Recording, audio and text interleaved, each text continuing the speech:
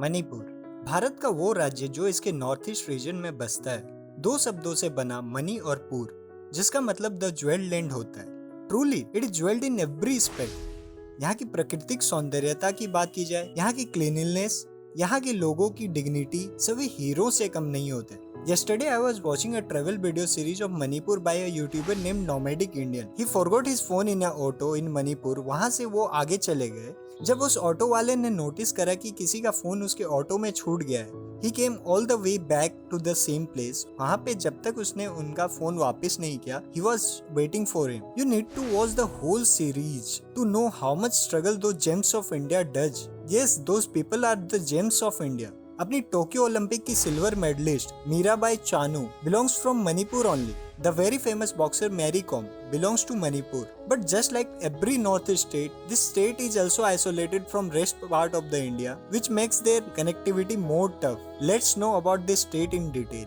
Talking about history, Manipur saw many fierce battles. चाहे Anglo Burmese war हो या Japan का इन्वेजन हो वर्ल्ड वॉर 2 के वक्त।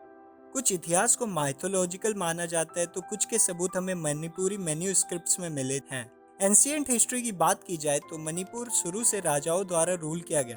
कुल 3500 सालों में 1955 तक मणिपुर 108 राजाओं द्वारा रूल किया गया था, जिसमें निंगथाओ कानबा सर्वप्रथम मणिपुर के राजा बने। पर कई दशकों बाद जब अंग्रेजों ने नॉर्थ ईस्ट को कैप्चर करने की सोची, खोंगजोम में एंग्लो मणिपुरी वॉर में मैतेई किंग को हार का सामना करना पड़ा। इंपीरियल पीरियड में 1824 के बाद मणिपुर को सेल्फ गवर्निंग प्रिंसली स्टेट का कैटेगरी में डाल दिया गया। सबसे गर्व की बात यह है कि जब वर्ल्ड वॉर 2 के वक्त जापानीज आर्मी बर्मा के लोगों को रूथलेसली मारकर आगे बढ़ रहे थे, तब उन्हें इम्फाल में मणिपुरी लोगों ने मार भगाया था। युद्ध के बाद आज़ादी के वक्त बहुत से प्रिंसली स्टेट को चांसेस दिया गया कि या तो आप इंडिया में मिल जाओ या पाकिस्तान या म्यांमार से। तब मणिपुर के किंगडम राजा बुद्धचंद्र ने इंडिया के साथ जुड़ने का फैसला लिया, जिसके फेवर में वहाँ के ट्राइब्स नहीं थे।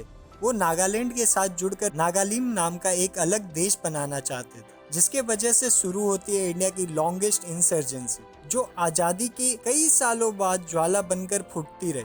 उसी को अवॉइड करने और इसकी ऑलराउंड डेवलपमेंट करने के लिए 21 जनवरी 1972 को मणिपुर को पूर्ण राज्य का दर्जा दे दिया गया। This state is bounded by Myanmar in the east, Nagaland in the north, west में आसाम राज्य से और मिजोरम साउथ में। 22,237 स्क्वायर किलोमीटर की एरिया है जो सिर्फ हिल्स और वैली से मिलकर बनी हुई है। वो जो वैली है अपने आसपास सुंदर सुंदर हिल्स से सराउंड की हुई होती है। बीच में एक छोटी सी बस्ती और उसे घेरे हुए सुंदर से पहाड़। Can you imagine how much beautiful that place would be. Barak river यहाँ की मुख्य नदी है जो बराक वैली से निकलती है और जाकर लोकटक झील में मिल जाती है। खेती करना और इससे जुड़ी सारी एक्टिविटीज यहाँ के ट्राइब्स का मेन ऑक्यूपेशन होता है। यहाँ की ब्लैक राइस को जीआई टैग भी मिला हुआ है।